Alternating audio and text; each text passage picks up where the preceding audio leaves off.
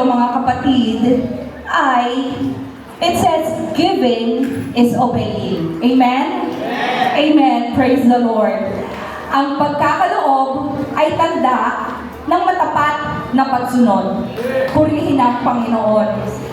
Bilang mga mananampalataya, mga kapatid, tayo ay tinawag upang sumunod sa mga utos at kalooban ng Diyos. Praise the Lord. Ito po ay ating mababasa sa Deuteronomy 5:33. Babasahin ko po ito in English. It says in Deuteronomy 5:33, walk in obedience to all that the Lord your God has commanded you, so that you may live and prosper and prolong your days in the land that you will possess. Praise the Lord. Purihin po ang ating Panginoon. Kung tayo po ay lalakad ng may pagsunod sa mga inutos ng Diyos, ano po ang sabi ng banal na kasulatan, mga kapatid? It says, so that you may live and prosper and prolong your days in the land that you will possess. Glory to God. Purihin po ang ating Panginoon. God promises that obedience leads to life, well-being, and blessing. Amen po.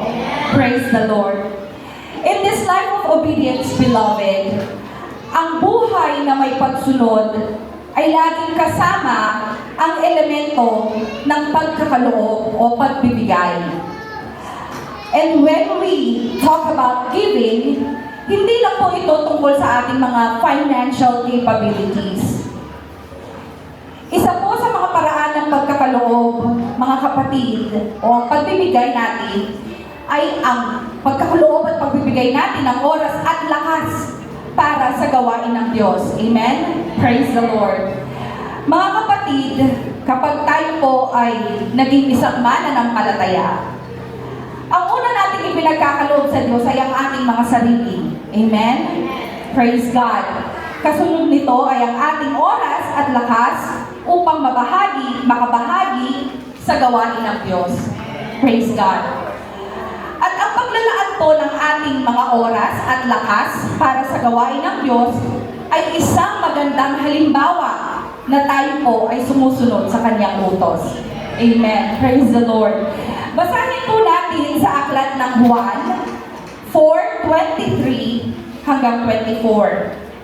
Juan 4:23 hanggang 24, it says, datapwat dumarating ang oras, at ngayon nga na ang mga tunay na sumasamba ay sasamba sa Ama, sa Espiritu at katotohanan, sapagkat ang Ama ay naghahanap ng gayong mga sumasamba sa Kanya. Praise the Lord. Purihin po natin ang ating Panginoon. Ibig sabihin po pala, mga kapatid, lahat tayo na naririto ngayon, na naglaan ng oras at lakas upang makasamba sa Panginoon, lahat tayo ay nagpakita ng pagsunod sa Kanyang utos. Praise the Lord. Purihin po ang Kanyang pangalan. At ito po ay isang uri ng pagkakaloob, mga kapatid, para sa gawain ng Panginoon. Gayon din naman po na kung meron tayong importanteng bagay na pwedeng ipagkaloob sa gawain ng Diyos, ito ay walang iba kundi ang ating mga kaloob para maisagawa ang kalooban ng Diyos. Praise the Lord. Mga kapatid, ang pagkakaloob ay kailangang gawin ng bawat mananampalataya. Tunay po? Amen. Praise the Lord. Ito ay tanda ng ating pakikisama sa pagpapalaganap at pangangaral ng Ebanghelyo. Basahin po natin sa aklat ng Filipos 4:15-16. Babasahin po natin sa aklat ng Filipos 4:15-16. Alam din ninyo, kayong mga taga-Filipos, na noong pasimula ng pangangaral ng Ebanghelyo, nang ako'y umalis sa Macedonia, walang iglesyang nakibahagi sa akin sa pagbibigay at pagtanggap, kundi kayo lamang. Sapagkat ako'y nasa Thessalonica pa, makailanman ay nagpadala kayo ng tulong para sa aking mga pangangailangan. Purihin ang Panginoon.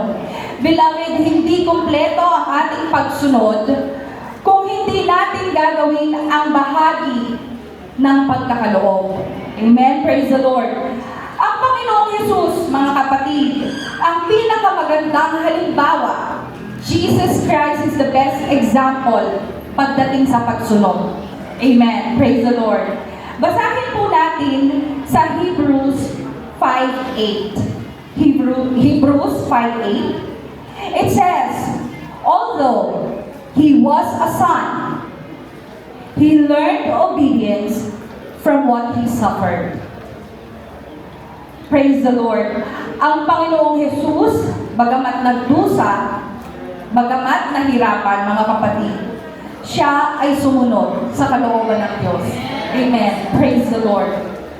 And in Romans 12:8, it says, if it is to encourage, then give encouragement. If it is giving, then give with generosity or give generously. This verse, beloved, tells us that giving should be done with generosity. Praise the Lord. Purihin po ang ating Panginoon. Isang biyaya po, mga kapatid, na sa iglesia ating kinabibilangan ay maraming patotoo ng masaganang mga pagkakaloob. Amen? Praise the Lord. At ito naman po ay nagiging hamon sa bawat isa sa atin. Amen? Upang nasain ang ating mga puso na tayo'y makabahagi ng ating pinakamabuti sa gawain ng Diyos. Amen? Praise the Lord.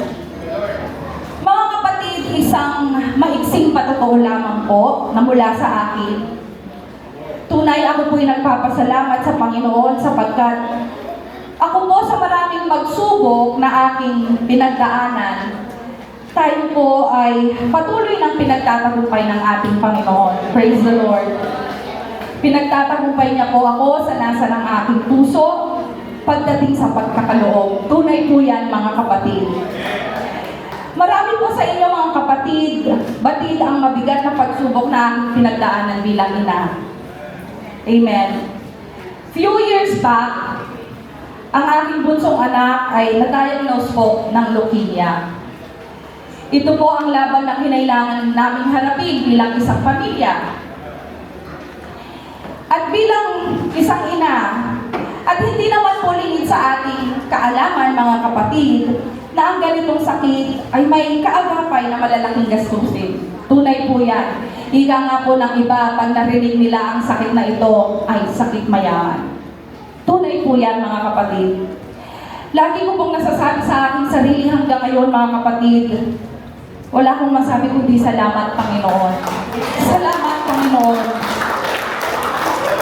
Sapagkat nung datnan po ako ng pagsubok na ito, mga kapatid, maraming salamat sa Diyos sapagkat ako'y nasa paglilingkod na at pananampalataya sa ating Diyos.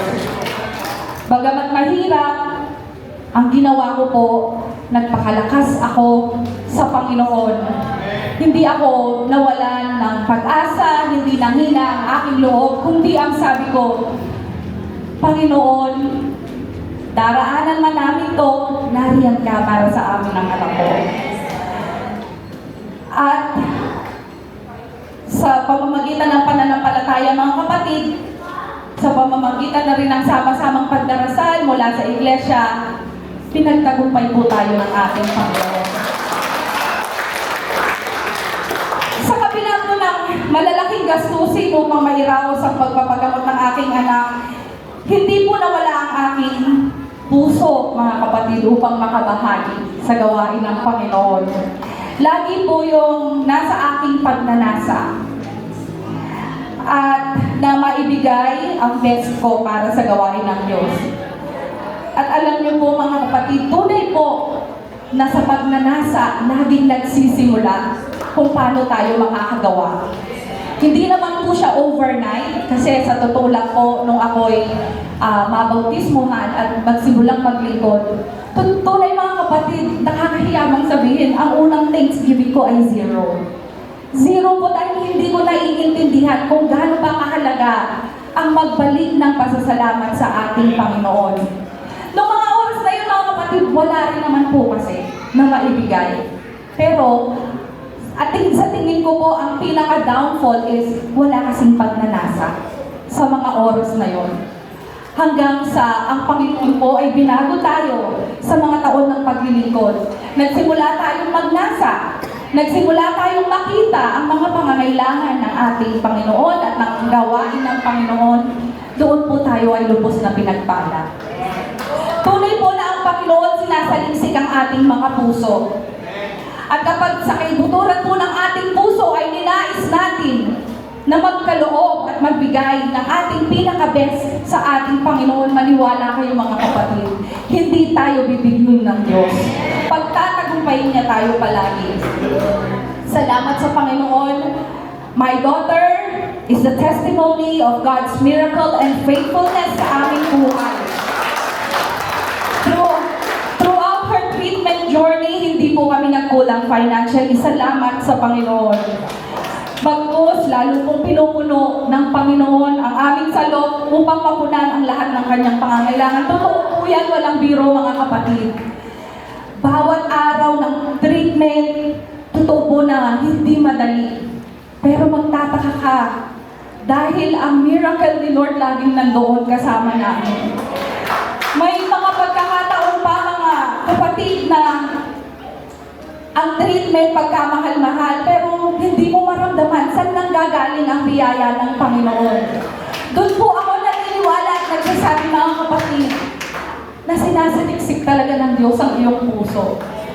Dahil sa kabila po ng mga pagsubok na aming pinagdaanan sa kahirapan na maisip mo na eto na, ma-admit na naman kami, kulang na naman ang 300,000 per admission. Pero purihin ang Diyos, mga kapatid.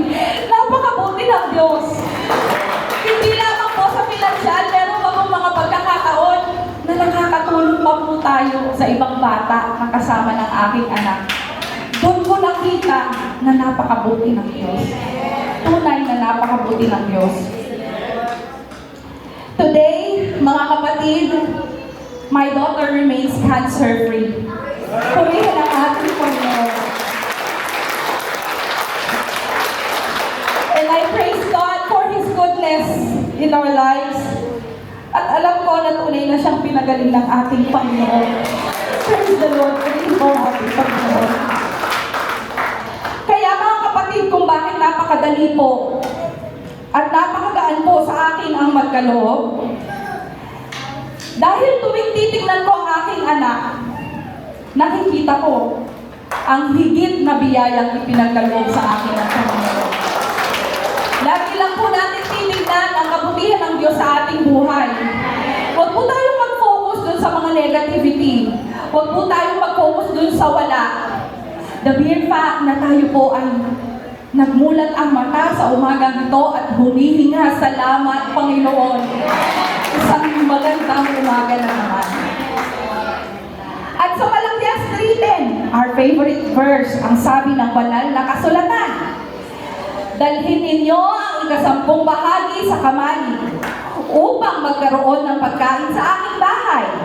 At subukin ninyo ako ngayon sa mga bagay na ito, sabi ng Panginoon ng mga hukbo, kung hindi ko bubuksan sa inyo ang mga dungawan ng langit at ihuhulog ko sa inyo ang isang pagpapala na walang sapat na silid na kalalagyan.